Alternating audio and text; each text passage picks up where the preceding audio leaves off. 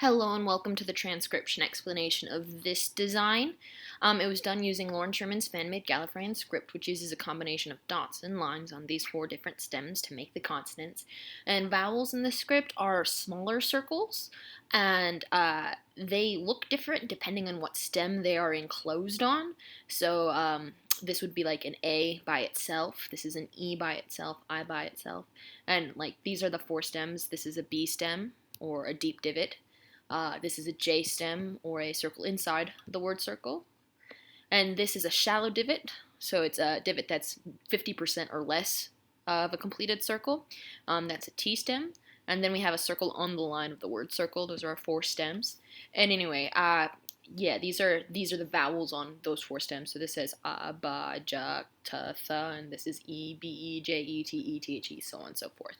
Anyway, let's go ahead and hop to this design. First thing I'm going to talk about is the layout. So I've set this up to read loosely left to right, and there are a couple stylistic kind of cheats I did to kind of streamline the design and make it a bit more simplistic, which involve erasing the lines in the middle of the stems. So like this is the TH stem, right? I will erase the line between these two. So this word circle would just be broken. So this is like a TH stem with that broken word circle. And then I did the same thing inside the vowels. So like when a vowel crosses the line, I erase in the middle of it. That doesn't add anything different to read the design. It just makes it different. And then I set it up left to right. Normally you read bottom counterclockwise, but if it's like an infinitely large circle and this is the bottom of it, counterclockwise would be this way. Anyway, so this is our first word. It is a single vowel, and it is on the line of the word circle, so that means it's going to be an E, I, or U, because it's on the line of that word circle, and it's an I because it has a line going towards the middle. Now, these lines, they can be curved or straight, it doesn't really matter, but this is an I, and that line tapers away. And then our next word is this word. Here's the bottom of it, reading counterclockwise. This is the first stem you hit. It is that deep divot. It's more than 50% completed, so we're going to be looking along here to find what letter it is. And there's one line that ends on it. Yes, this line passes through it, but only lines that end on the stem count. So that's got one line in it, so it's a G. Continuing around, here's our next stem. This stem, even though there's a whole like long dot chain here, only 1, 2, 3 dots are kind of within this stem. So these 3 dots are here, these 3 dots are here. I put kind of like a little space here, right, where the two word circles would kind of meet to show that these 3 go here and these 3 go here. Anyway, 3 dots on a shallow divot is an R. Continuing around, here's the next thing we hit.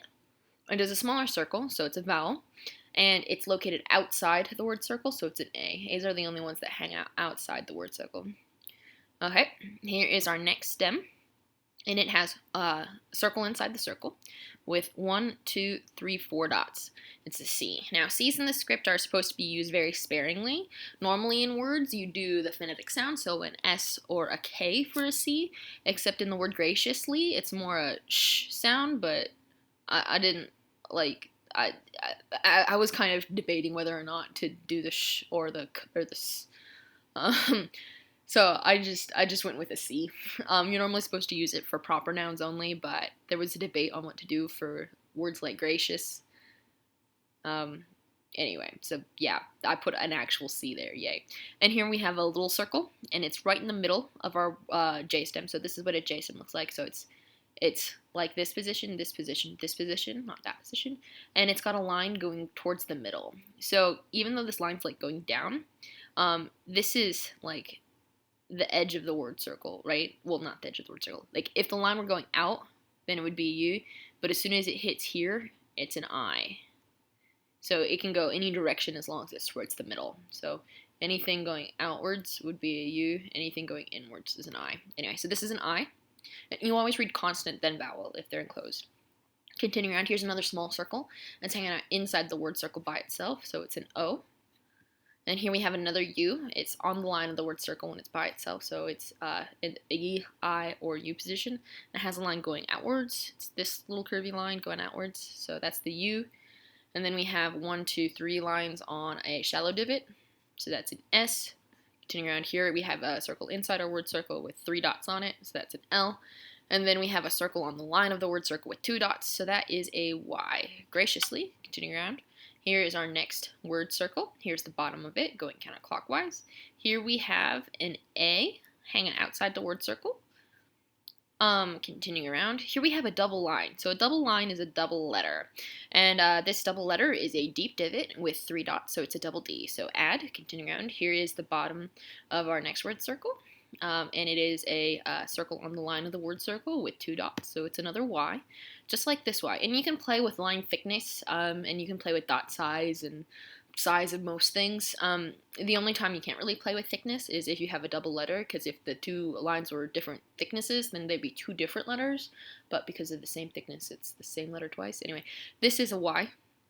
And then we have a vowel on it. It's towards the middle, on the line of the consonant circle. It's an O. Continuing around, here is another U, line going outwards, so U. Here's the next word circle. This is a T, just a T by itself, shallow divot with nothing. And here's an O. 2, continuing around. Now this whole thing looks kind of complicated, but there's just 2 word circles here. So this is our word circle. This my is the hardest word to read, but my's are pretty simple, and people who kind of know what they're doing can spot them. Anyway, here is our word circle. Here's the bottom of it. This is the first word you hit, first letter you hit. It has 3 lines on it. So those 3 lines on a circle inside the circle make it an M. And then this is just part of the word circle, not word circle. This is part of the lines from the M. So just 1 line here, 1 line here. Continuing around, and here is our Y circle on the line of the word circle with 2 dots. Now the reason why you know that this isn't like a word circle is because there's no stems on it, and the reason you know this isn't a word circle is because it's broken here. No word circle can ever be broken by anything other than a stem, so this has to be the word circle. So my, and then here's our last word. Here's the bottom of it, first stem, deep divot with 2 lines, deep divot 2 lines, H with an E in the middle of it, so H, E, well this is a B, but B, but this has 2 lines making an H. Anyway, H, E, continuing around, here's our A, just like this A and that A. And then we have, like I said, the double line, except this line is thinner and this line is thicker. So you read the thinner one first, and next to the thinner one we have 3 dots. So that is an R. And then this thicker one has nothing on it, so that's a T. So heart. Cool. So that's how you read the words here. Now, these things here in gray are some numbers. So I set this up like a sentence circle. So you read at bottom going counterclockwise. So here's the bottommost one. And it, so for numbers, you have a thick circle representing like what the decimal place would be. And then radiating outwards, you have each like ones column, tens column, hundreds column, so forth. And so this just has 1 column. So this is like the ones column. And then you look at everything that passes through it. So there's 3 lines, 1, 2, 3 lines, and a dot or a circle. So these 3 lines each count as 1, and then that circle counts as 5. So 5, 6, 7, 8. So this is an 8. Continuing around, here's a period on our sentence circle. So this double line is the sentence circle. That's where you put punctuation. So this is 8 point. Here's our next number. Here is the outer column. So this is the tens column. So you read the tens column first, right? So in the tens, we have 2 lines. So that's 1, 2, so 2. And then we have another 1, 2, 3 plus 5 is 8. So that's 28. There's 2 in the tens column and then 8 in the ones column, and then the decimal point. Continuing around, here is our next period. So this is a date, by the way. This is the month or the day. I'm not sure. It's this number dot this number. Wait, there's no 28 months, so this has to be the month, the day, the year. Anyway. So, here we have our 1, 2, 3, 4. So this is our thousands column. So we have 2 in the thousands column. We have 0 in the hundreds, 0 in the tens, and a 5 in the ones column. So 2005. Woo. So that's the date. Hope that makes sense. And one last thing for this design. So I designed it a couple ways because there was some question on if we wanted to have the date in there or not. I personally like this design the best, and I think that you should try to get the date gray just to kind of help break it up and make it less busy in the middle. I'll send you this file. I don't have a vector of this file because when I switch things to vectors, having different colors makes things angry. But I do have vectors of, like, not the other colors.